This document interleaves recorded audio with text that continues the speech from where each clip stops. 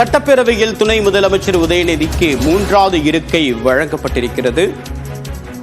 முதலமைச்சர் மு.க.ஸ்டாலினுக்கு அருகில் துரைமுருகனும், துரைமுருகனுக்கு அடுத்ததாக உதயநிதியும் தற்போது அமர்த்தப்பட்டிருக்கின்றனர். விவரங்களுடன் நிகரான செய்தியாளர் அபினேஷ், இதனுடைய பின்னணி என்ன?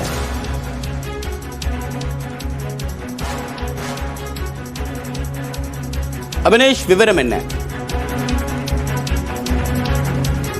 சட்டப்பேரவையில் துணை முதலமைச்சர் உதயநிதிக்கு 3வது இருக்கை வழங்கப்பட்டிருக்கிறது. தற்போது முதல் இருக்கையில் தமிழ்நாடு முதலமைச்சர் மு.க.ஸ்டாலினும், 2வது இருக்கை திமுகவுடைய பொதுச் செயலாளரும் அவை தலைவருமான துரைமுருகனுக்கு அந்த இருக்கை என்பது வழங்கப்பட்டிருக்கிறது. 3வது இருக்கை தற்போது அண்மையில் கடந்த 3 மாதத்திற்கு முன்னதாக துணை முதலமைச்சராக பதவியேற்றுக் கொண்ட உதயநிதி ஸ்டாலினுக்கு அந்த இருக்கை வழங்கப்பட்டிருக்கிறது. அபினேஷ், விவரம் என்ன? தேவப்பிரியன், தமிழ்நாடு துணை முதலமைச்சர் உதயநிதி ஸ்டாலினுக்கு தமிழ்நாடு சட்டப்பேரவையில இருக்கை 3வது ஒதுக்கப்பட்டிருக்கிறது. முதலமைச்சர் மு.க.ஸ்டாலின், அதுக்கு அடுத்தபடியாக நீர்வளத்துறை அமைச்சர் துரைமுருகன், 3வது இருக்கையில் துணை முதலமைச்சர் உதயநிதி ஸ்டாலினுக்கு ஒதுக்கீடு செய்யப்பட்டிருக்கிறது.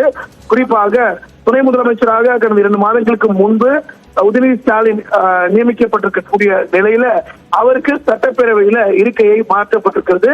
அவர் ஏற்கனவே இளைஞர் நலம் மற்றும் விளையாட்டுத்துறை அமைச்சராக இருந்த போது அவருக்கு முதல் வரிசையில 13வது இருக்கை வழங்கப்பட்ட நிலையில தற்போது 3வது இடத்திற்கு அந்த இடம் சீட் ஒதுக்கீடு செய்யப்பட்டிருக்கிறாங்க. புரோட்டோகால் படி முதலமைச்சர், அதுக்கு அடுத்தபடியாக நீர்வளத்துறை அமைச்சர் துரைமுருகன், 3வது இடத்துல துணை முதலமைச்சர் உதயநிதி ஸ்டாலினுக்கு இருக்கை வழங்கப்பட்டிருக்கிறது.